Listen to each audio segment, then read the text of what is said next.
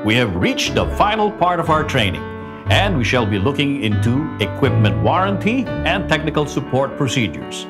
Kapag nagawa na natin mag-troubleshoot at hindi pa rin gumagana ng tama ang equipment, maaari na tayong humingi ng tulong sa technical support team. Dito natin malalaman ang sakop o coverage ng ating warranty kung sakali mang masira ang equipment.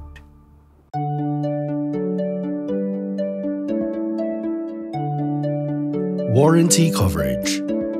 Ang mga supplied na items or kagamitan ay sakop ng isang warranty laban sa mga depekto sa mga materyales at pagkakagawa as per the contract of the project. Ang warranty na ito ay hindi sumasaklaw sa mga pinsala dahil sa maling operasyon, maling paraan, maling paggamit, kapabayaan, hindi sapat na pangangalaga at pagkabigo na sundin ang user or operating manual kasamang ibinigay sa unit. Hindi wastong pag-install, kasama na improper operating conditions and storage. Ang warranty ay magiging walang bisa rin kung ang mga item o kagamitan ay binuksan, nawasak, binago, inayos, binago o ginaya, tulad ng na-install.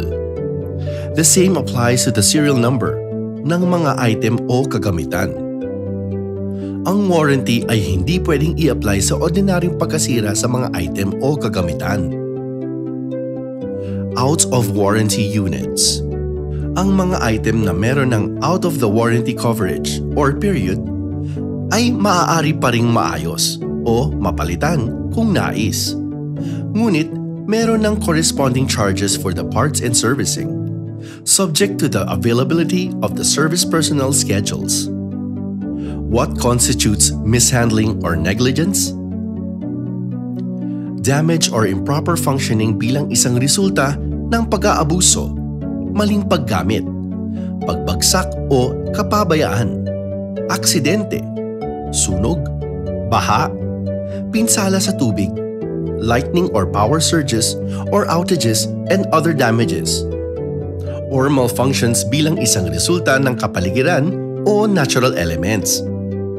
Paggamit ng mga item o kagamitan para sa mga layunin na iba sa mga kung saan ito ay dinisenyo, such as excessive force or application of power in excess of specific ratings. Paggamit ng mga accessories other than those manufactured, approved, or provided by the supplier na nakakaepekto sa performance, safety, or reliability of the item or items and or equipment. Exposure sa mga vibration, strong magnetic fields, corrosives, contaminants, chemicals, salt, or adverse atmospheric or environmental conditions. Technical Support Procedures Flowchart.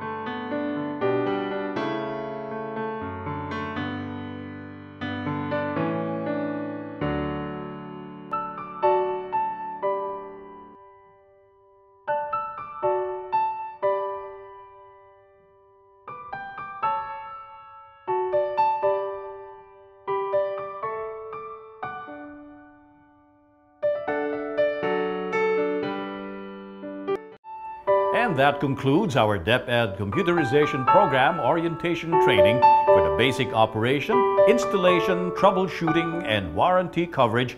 Madali lang, hindi po ba? Maaari na kayong gumamit ng mga gadgets at equipment ngayon upang masanay kayo sa pagpapaandar ng mga ito. You can refer to any point in this training video while you are operating the equipment. Sana po ay marami kayong natutunan dito sa ating training video. We hope that the knowledge we have shared with you today will help you in teaching our Filipino youth as you prepare them for their future. Magandang araw po muli at maraming salamat po.